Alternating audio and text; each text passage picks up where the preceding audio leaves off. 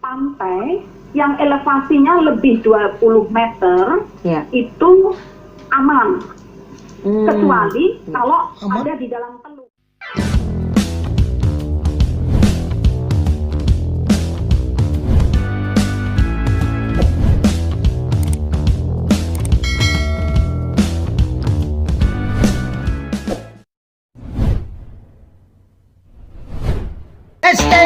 Leteban. Oke, kepada kawan-kawan, terima kasih banyak-banyak selalu support di channel kita ya. Dan kepada kawan-kawannya, bantu guys, bantu untuk kita mencapai target kita 100k ya. Mana tahu Christmas ada. Oke guys, kepada kawan-kawan yang request ini, terima kasih banyak-banyak. Ini sangat diperlukan kita tahu macam mana analisis BMKG membaca potensi tsunami 20 meter di selatan Pulau Jawa. So dulu Aceh kita tahu itu betul-betul menakutkan. Jadi mungkin ada yang masih lagi trauma di tsunami itu. Hari ini apa kata kita tengok macam mana diorang prediknya. Ini belum ada alat yang membuli kesan tsunami ataupun gempa-gempa bumi itu. Bila waktu yang tepat masa dia mau tsunami ataupun mau gempa bumi belum ada ya guys. Tapi dia punya activity ini kita jadi bolehlah agak bila mau terjadi boleh kita bersiap sedia daripada CNN Indonesia. So untuk tidak membuang masa, so let's go into this video. Yang terbaru yang dirilis ke publik oleh peneliti Institut Teknologi Bandung tentang potensi tsunami setinggi 20 meter di selatan Jawa menjadi peringatan dini bagi semua pihak untuk bersiap menghadapi bencana yang tak terduga. BMKG menegaskan ancaman potensi tsunami tersebut nyata meski tidak bisa diprediksi kapan akan terjadi. Bagaimana langkah mitigasi yang perlu disiapkan untuk mengantisipasi potensi bencana tsunami tersebut? Malam ini kita akan membahasnya dengan narasumber yang sudah bergabung dari luar studio melalui sambungan Zoom. Sudah ada Ibu Dwi Korita Karnawati, Kepala BMKG. Selamat malam Bu Dwi Korita. Itu yang tukang kaji kan? Selamat malam Mbak Nana. Ya Bu Dwi Korita, langsung saja ini beberapa hari ini heboh soal hasil riset yang dirilis ke publik dari ilmuwan ITB Bu tentang potensi tsunami 20 meter di selatan Jawa. Seperti apa sebetulnya penjelasan BMKG supaya tidak terjadi simpang siur informasi dan juga di BMKG itu yang tukang analisis kan? Kemudian menimbulkan kebingungan di publik Bu Dwi Korita. Terima kasih. Jadi sebetulnya riset-riset tersebut sangat penting untuk menguatkan mitigasi. Dan ini bukan temuan yang pertama. Karena sejak tahun 2014, peneliti dari BPPT Bapak Dr. Wijokongko juga telah melakukan analisis dan perhitungan yang hasilnya kurang lebih sama. Angkanya 20. Jadi 20 ketinggian, 20 menit waktu datangnya. 2016 ada diorang juga yang predik itu macam mana kaji. Sebagian menggunakan data BMKG dan ada peneliti dari, jadi itu gabungan lintas lembaga penelitiannya dan hasilnya angkanya 20 tetapi metode, asumsi dan pendekatannya berbeda. Semuanya itu penting bagi kami untuk menguatkan mitigasi. Sebetulnya sejak tahun 2008 pemerintah Indonesia telah menyiapkan antisipasinya karena terjadinya tsunami di Banda Aceh.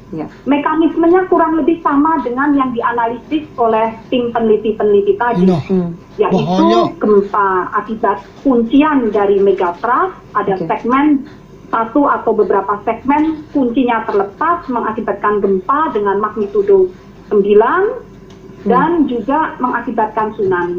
Sehingga sistem yang ada di Indonesia dibangun di tahun 2008 dengan merapatkan jaringan sensor-sensor gempa, terutama yang menghadap pada zona-zona megatrust, serta yang mengepung patahan-patahan aktif di darat. Dari sensor-sensor gempa ini akan terdeteksi gelombang atau sinyal-sinyal gelombang gempa. Dengan menggunakan IoT atau Internet of Things, akhirnya dapat dianalisis, dihitung secara matematis, diketahui magnitudonya, posisinya di mana, dan dimodelkan secara matematis dan akhirnya dapat diprediksi akan terjadi tsunami Oh, atau pandai hilang tidak. kebalannya. Potensi Screen. tsunami ini seandainya terjadi, berapa ketinggiannya dan berapa menit waktu datangnya. Wah, ada beberapa riset yang sebetulnya hasilnya sama, sudah dilakukan beberapa kali, namun metodenya berbeda. Tapi hasilnya mirip-mirip dengan yang dirilis penelitian dari ITB ini. Skenario yang paling buruk apa, Ibu? Dan kemudian ini titik-titik rawannya apakah memang hanya selatan Jawa saja atau mungkin bisa terjadi di wilayah-wilayah lainnya seperti di Pulau Sumatera juga, Ibu? Dan prediksinya itu bisa diketahui tidak sih sebetulnya dengan banyaknya riset yang sudah... Yang rawan tsunami tidak hanya di selatan Jawa, Oke. tetapi pada sepanjang pantai yang ke Jawa sampai ke Nusa Tenggara sampai ke Papua ya. Kemudian Wah. juga pantai yang menghadap Samudra Pasifik, itu misalnya di Papua di bagian utara, di mana juga di Maluku Utara, di Oke. Sulawesi Utara, serta juga pantai yang menghadap Laut Banda Ya. dan juga Wow, Laut Flores, besar tuh.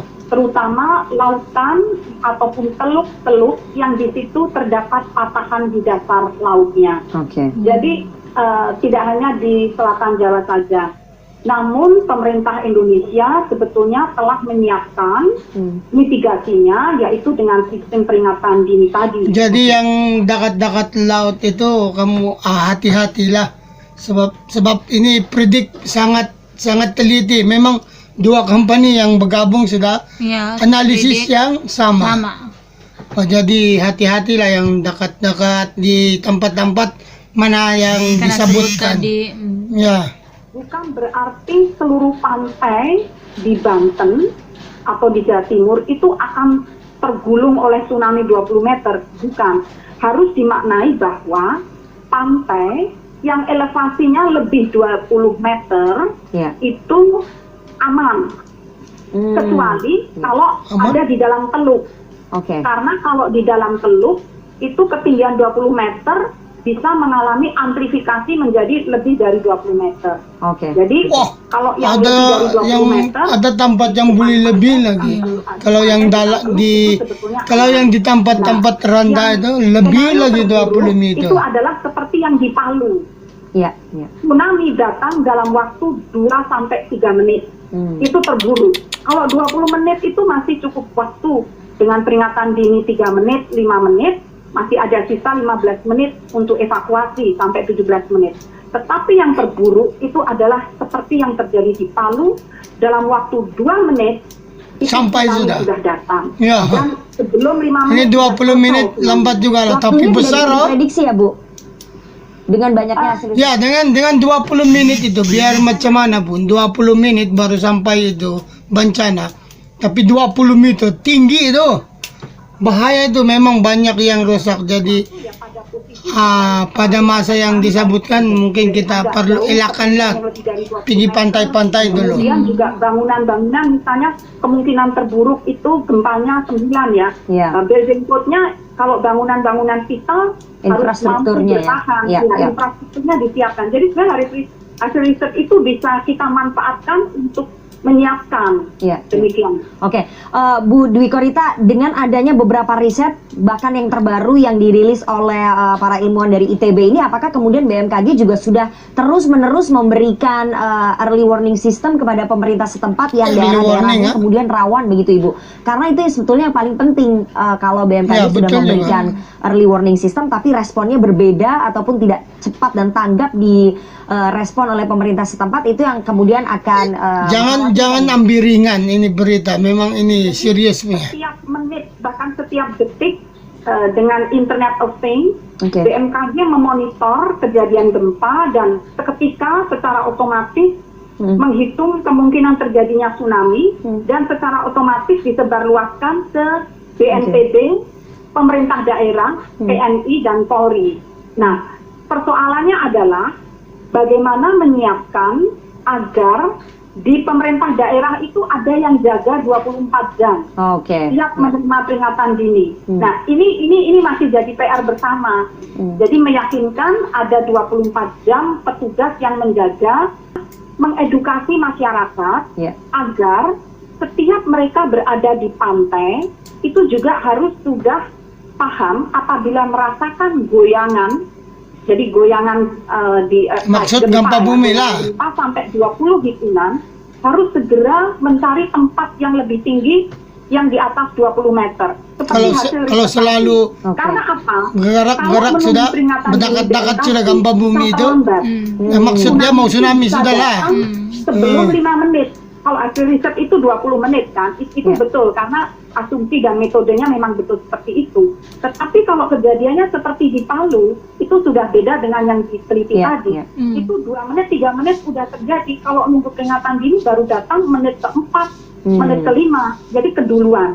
Dan harus mengajak pemerintah daerah menyiapkan sarana evakuasi, jalur evakuasi, kemudian selalu melatih gladi evakuasi. Ya lah, model selalu kan. Kita harus banyak melakukan persiapan-persiapan, terutama sarana prasarananya, peta-peta evakuasi dan latihan agar terampil. Tapi memang dia orang tidak boleh tahu bila kan. Tentunya tapi harus berhati-hati ya lah. Zona-zona rawan tsunami yang di situ tempat merawat pasien COVID. Sehingga semestinya itu harus dipikirkan kalau terjadi sesuatu evakuasinya bagaimana. Harus menjaga jarak. Mau yang bangunan tinggi-tinggi. Bu Dwi Korita, apakah kemudian BMKG akan melakukan simulasi 20 meter itu bermaksudnya 10 mak 60 kaki. daerah yang disebutkan 50 kaki lebih, hasil jadi riset teman-teman dari ITB ini, tinggi. Bu. Sudah sejak mungkin sejak peristiwa Aceh ya. 5 tingkat bangunan.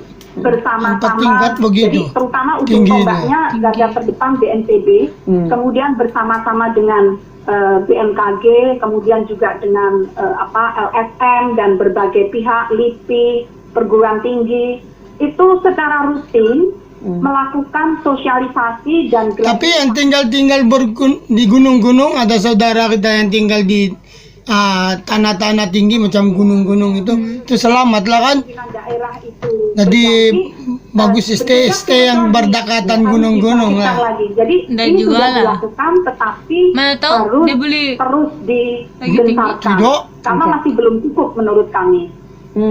Kalau kemudian infrastruktur untuk peralatan early warning sistemnya yang ada di lapangan di daerah-daerah yang rawan ini seperti apa? Karena kalau kita berkaca, Ibu, pada gempa Palu ataupun tsunami ada Palu sedia itu kan bot, kemudian ada engine bot begitu. informasi di situ ya antara early warning system dari BMKG kemudian dengan apa yang terjadi di lapangan, Ibu. Ini bagaimana kemudian? Kalau peristiwa gempa Palu, early warning system BMKG itu dikirimkan dalam menit ke-4 lebih 30 detik. Tetapi tsunami-nya datang lebih dahulu. Ya, mau sampai dulu baru bantuan sampai kan. Ke-3. Takas bantuan dulu sampai baru. Dikirimkan, tsunami sudah hampir selesai. Jadi itu gap-nya. Jadi memang di dunia ini belum ada satu teknologi pun yang bisa memberikan peringatan dini 2 menit. Itulah saya bilang kan. Nah, ini kami sedang meningkatkan inovasi Hanya Tuhan ya tahu bila. dengan tsunami agar mampu memberikan peringatan dini 2 menit. Nah, So, kena kemudian berhati-hatilah saat kamu peringatan kena dini itu diberikan, bersedia. juga tidak ada petugas Di lapangan. yang di pemerintah daerah, kan jadi ada BPBD biasanya, Badan Penanggulangan Bencana Daerah, itu di situ tidak ada yang menerima. Mungkin karena tidak terjadi gempa, sehingga namanya gempa kan semua panik pada lari kan. Jadi kemungkinan itu. Jadi hal-hal ini yang sedang kami siapkan untuk diantisipasi lanjut. Terakhir Ibu, apa yang bisa BMKG sarankan dan juga himbau kepada masyarakat supaya tidak panik dengan adanya hasil riset ini kan memang membuat kita harus lebih waspada, tapi supaya tidak menimbulkan kepanikan di tengah masyarakat, di tengah pandemi COVID-19 ini. Jangan panik, waspada harus berjalan, tapi kepanikan juga tidak boleh terjadi begitu. Apa yang bisa BMKG sarankan, Ibu Dwi Korita? Sebetulnya dengan hasil riset tersebut itu memberikan gambaran yang lebih jelas. Sebelum riset 2014 kita nggak bisa membayangkan ini tsunami mau seberapa tinggi, mau 100 meter, 50 meter, tapi kan ternyata 20 meter. Jadi kita tinggi bisa betul menyiapkan sarana prasarana apa yang harus ada apabila tsunami itu datang. Misalnya ditanam vegetasi pohon-pohon sepanjang pantai dihijaukan dengan mangrove, Mau atau dengan benteng. pohon-pohon yang Nggak dapat dapat menahan tuh. laju air. Kuat Kemudian jalur evakuasi disiapkan, masyarakat dilatih, shelter disiapkan, masyarakat dilatih bagaimana untuk berjalan atau berlari dari tempat mereka menuju tempat evakuasi. Dan yang paling penting itu tata ruang.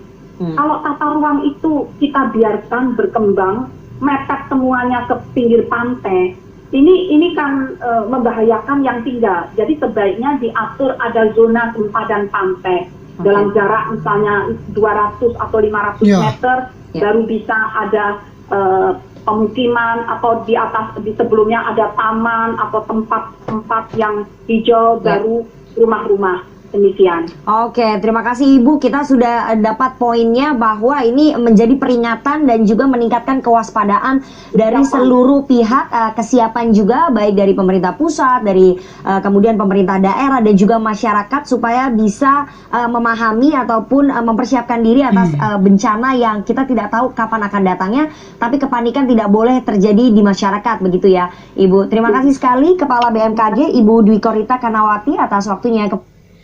So, oke, itu dia. Jadi ini berita ini, dia orang punya analisis ini. Dia orang analisis dua company yang sama. Jadi dia orang predik begitulah akan terjadi tsunami macam yang di Aceh dulu. Tapi ini adalah ketinggian 20 meter dan kelajuan 20 menit. Maksudnya mungkin di Indonesia itu kenapa selalu ada gempa bumi ataupun tsunami itu, mungkin di sana banyak aktif vulkanik mbak. Di mana-mana negeri pun ada yang begitu. Jadi harus kita berwaspada. Dan hati-hati, bersiap sedia, jangan panik. Bila datang waktu begitu pun, kalau boleh jangan panik, bersesak-sesak atau berlari-lari. Bila kita panik, hilang itu ingatan sudah. Kita tidak tahu sudah.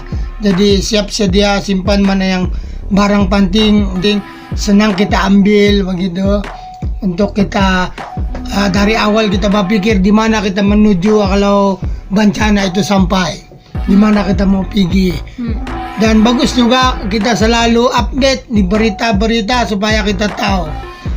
Hati-hatilah dengan fake news itu. Tapi laju punya berita adalah di sosial media dan di YouTube ini. Kadang-kadang ketinggal sudah itu TV. Ya, sabte orang udah. Ya. So, oke guys, sampai sini dulu ya video ini. Saya harap kita banyakkan doa untuk kita selalu selamat dan jangan masalah ataupun bencana sebegini. Oke guys, so kita jumpa lagi di video kita seterusnya. Ya guys, terima kasih banyak-banyak. Bye-bye.